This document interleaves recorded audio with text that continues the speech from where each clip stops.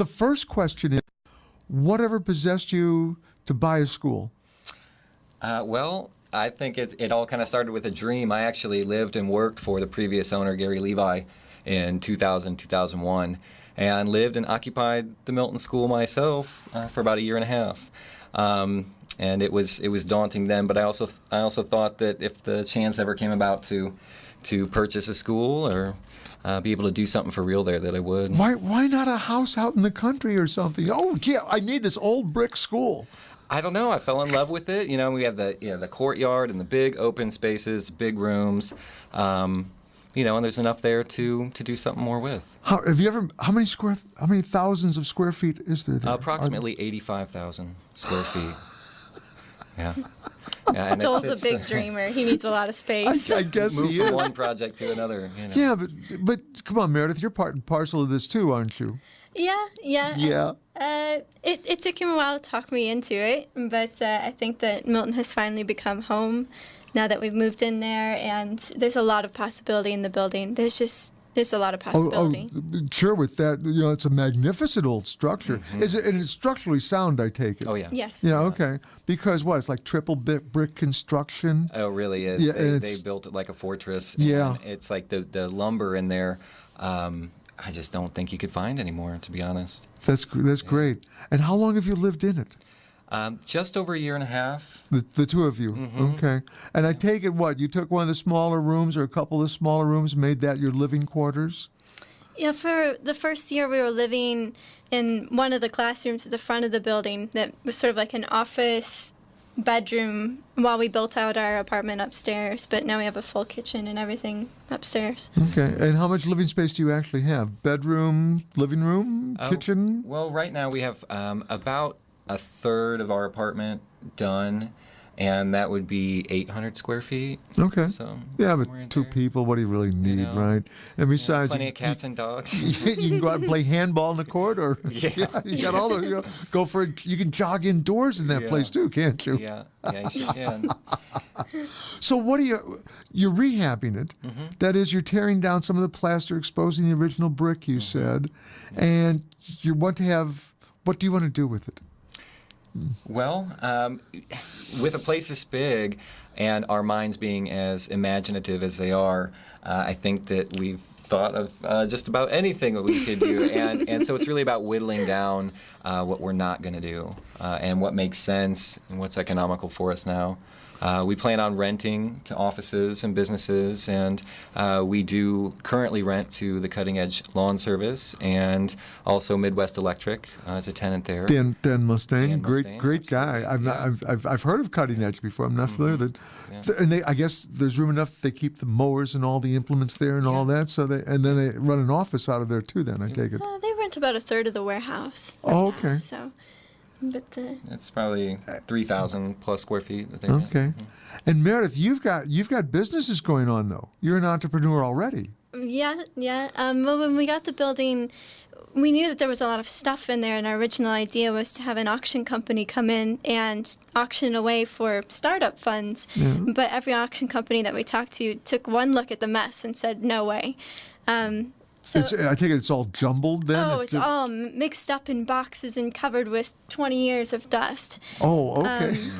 Yeah. So it was sort of one of those, well, somebody's got to do it things. And we run 2 online shops, one on eBay that just sells the art glass that was once made there. Mm-hmm. And Gold intaglio, yeah. Yep, and one on Etsy that sells reclaimed and recycled materials for artisans to build things out of.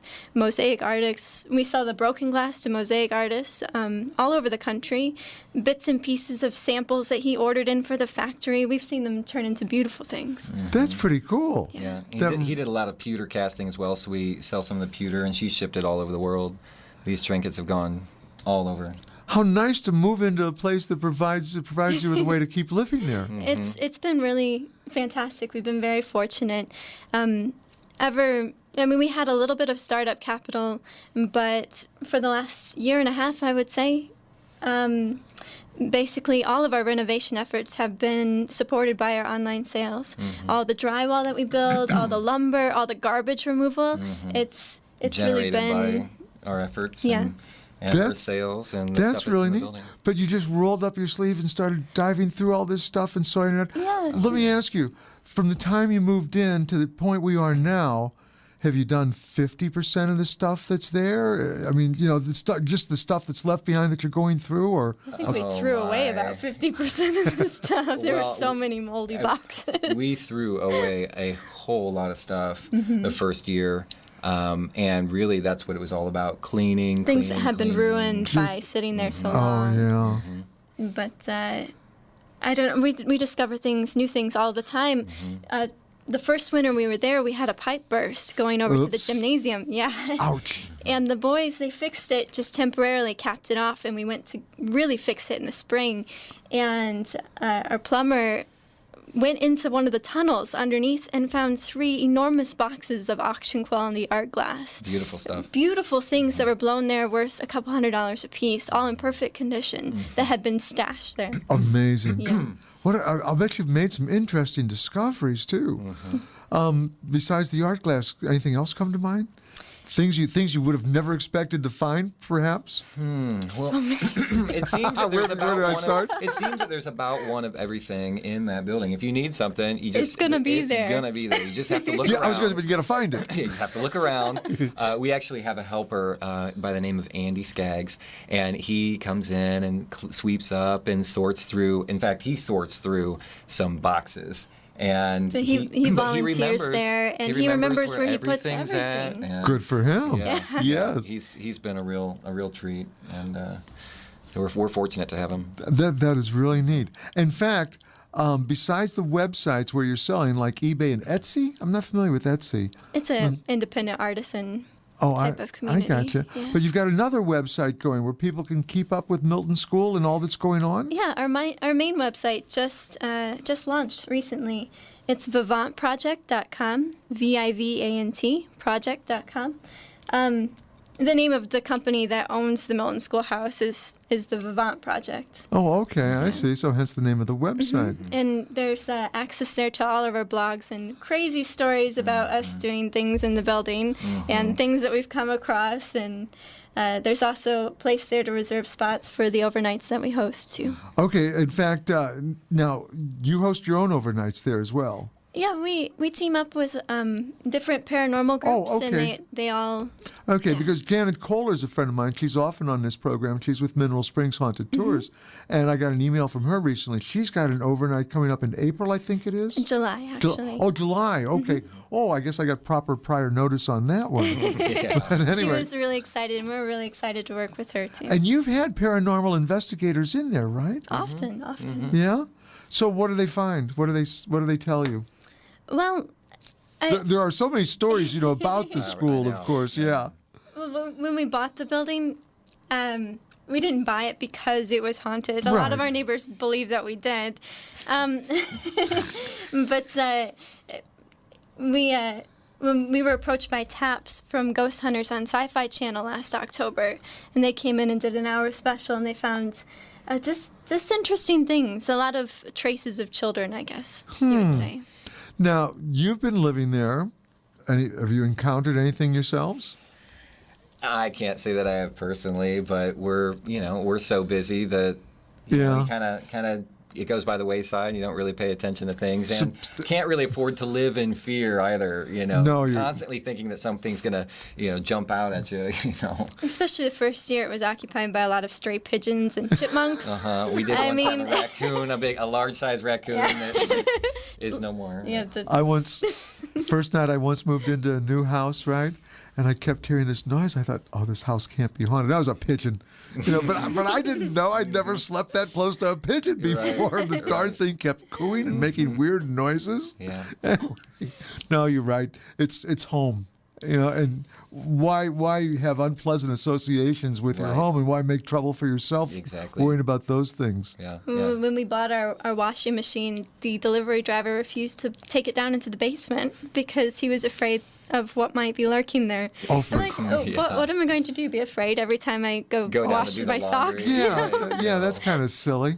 And it really is home now. We've finished part of the apartment, like we said, and so it's much more cozy living and cooking and being there.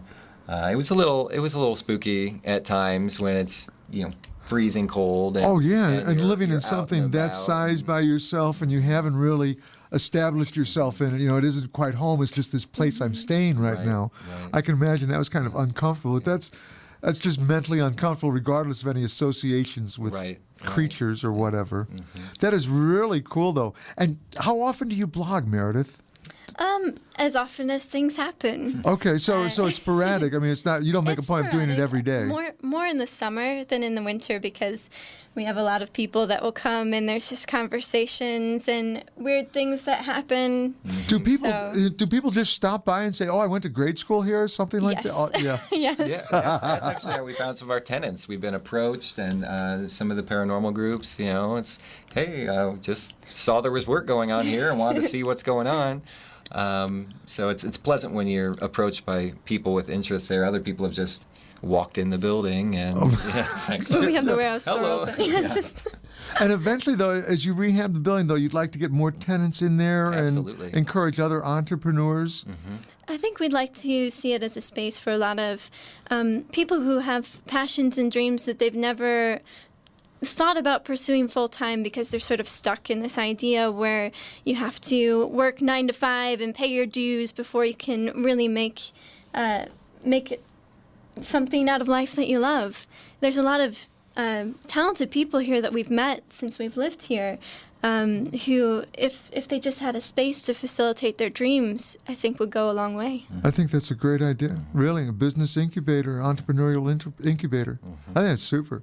So we can follow all of this, though, at vivantproject.com. VivantProject.com. Very good. Listen, thanks so much for stopping by. I met Joel a little more than a year ago now. Yeah. I said, you got to come down here sometime. Yeah. So about a year later, he calls me and says, hey, listen, let's get together. And I'm glad you did. This is fun. real pleasure. You'll have to come back, and we'll just update people every now and then, okay? Yeah, Or that when you get sounds something really cool going on. Like, when's your next auction, or when's your next sale?